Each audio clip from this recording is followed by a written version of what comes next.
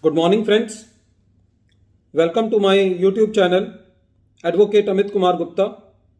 In my series on the income tax cases, today I am going to discuss a very important case. The name of the case is APR Jewellers Private Limited versus Commissioner of Income Tax Appeals. And this case has been reported in 446 ITR at page number 275, and the matter has been decided by Telangana High Court in a writ petition, and the date of the judgment is 22nd April 2022. The facts of the case are like this. In this particular case, assessment order was passed, high pitch assessment was made.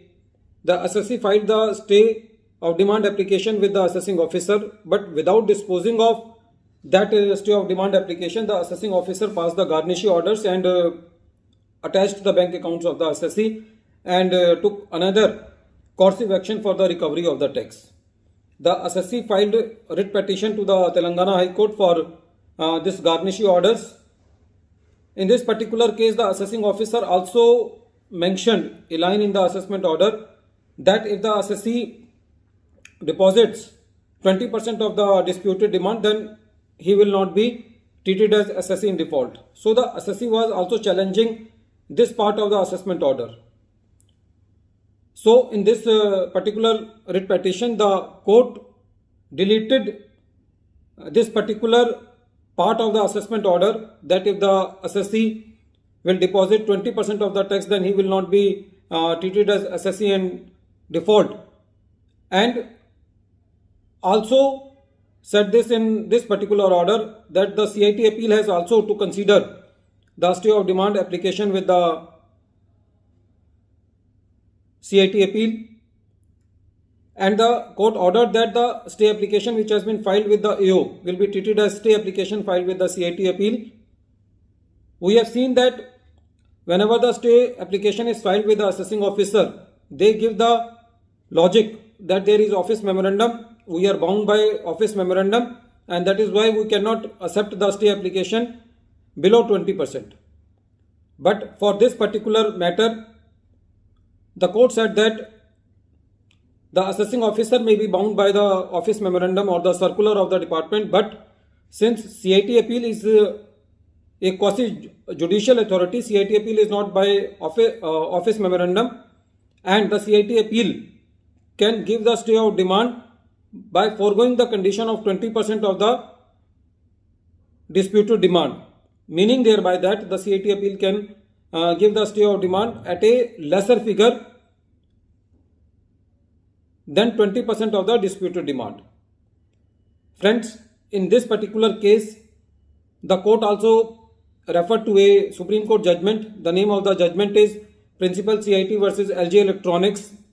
This is a case of 2018, and the matter has been reported in 12 ITR OL 334 Supreme Court judgment. In this particular case, it was held that CIT appeal, being quasi-judicial authority, is not bound by administrative circulars issued by CBDT. In this case, it was also held that it would be open to the authority on the facts and circumstances of the case to grant deposit orders of a lesser amount than 20%.